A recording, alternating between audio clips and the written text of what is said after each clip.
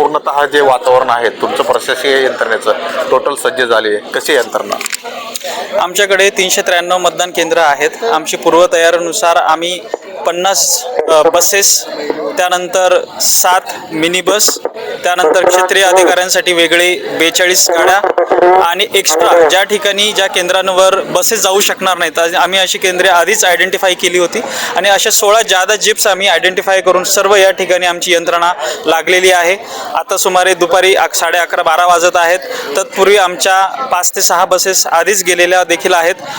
5 ते 6 आमच्या बाकीच्या 4 व्हीलरसुद्धा गेलेल्या आहेत आणि अर्धा ते 1 तासामध्ये आमची पूर्ण पथके या ठिकाणापासून आमचे रवाना होतील, त्यांच्या केंद्रावर पोहोचतील. त्या ठिकाणी जाऊन मतदान केंद्रावरच्या ॲश्युअर्ड मिनिमम फॅसिलिटी आपण म्हणतो, ज्या 8 असतात की मतदान केंद्रावर काही फर्निचर किंवा बाकीचे सिक्युरिटी अरेंजमेंट, लाईट, फॅन सगळं असावं, ह्या सगळ्या परिपूर्ण व्यवस्था त्या ठिकाणी जाऊन ते व्हेरीफाय करतात.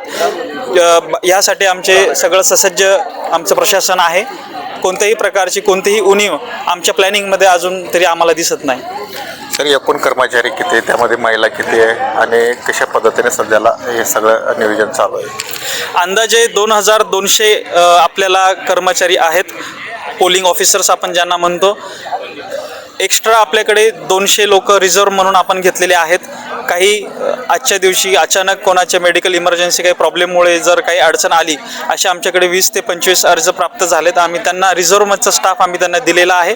हा स्टाफ आम्ही परत सेक्टर ऑफिसरांसोबत देखील पाठवणार आहोत आणि या ठिकाणी आम्ही तो राखीव म्हणून अजून ठेवणार आहोत, असं आमचं नियोजन आहे. सर, एखाद्या वेळेस समजा एखाद्या मशीन जर समजा काही बिघाड वगैरे झाला तर त्यासाठी काही यंत्रणा? जेव्हा एखादी टेक्निकल गोष्ट येते, आम्ही सकाळी 5 वाजता आमचा मॉक पोल चालू करतो. मतदान प्रतिनिधी त्या ठिकाणी उपस्थित असतात, त्यांच्या समक्ष जर एखादी त्या ठिकाणी तांत्रिक अडचण जरी आली तर मॉक पोलच्या दरम्यानच आपल्याला तात्काळ करते. अशा वेळेस आमच्या झोनल ऑफिसरच्या 42 गाड्या, प्रत्येक 10 केंद्रामागे 1 गाडी आणि प्रत्येक 20 केंद्रामागे 1 मास्टर ट्रेनर्सची गाडी, अशा 2 गाड्या आमच्या फिरत असतात. ज्या ठिकाणी अडचण निर्माण झालेली आहे त्या ठिकाणी हे दोघंजणही पोहोचतात, त्यांची तांत्रिक अडचण सोडवून देतात. जर ती अडचण रिपेअर होण्याच्या पलीकडे असेल तर आपण त्या ठिकाणी मग तो इंडिपेंडंट EVM मशीनचा CU असेल किंवा BU असेल, हा आपण त्या ठिकाणी रिप्लेस करतो. त्यासाठी सेक्टर ऑफिसर्स जे असतात, जे आमच्याकडे गाड्या घेऊन जातात, त्यांच्याकडे आम्ही एक्स्ट्रा रिझर्व्हच्या 1 EVM मशीन दिलेली असते. तर अशा पद्धतीने माझ्यासोबत निवडणूक निर्णय अधिकारी गौरव इंगोले सर होते आणि त्यांनी हे सगळं सुसज्ज यंत्रणा या ठिकाणी